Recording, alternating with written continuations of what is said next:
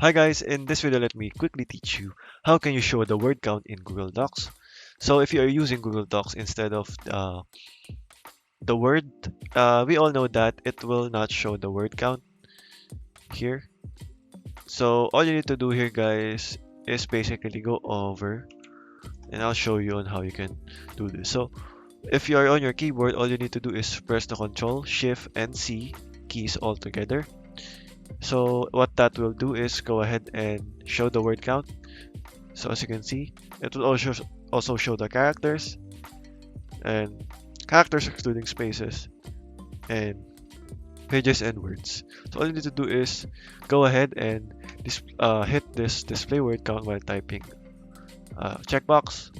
And what this will do is will actually show the words here on the left side, lower left side. So once you view that, you can also hide the word count again and it will show your pages, words, characters, and characters excluding spaces. So okay guys, that is all for today. That is how you can show word count in Google Docs. Thank you for watching guys and goodbye.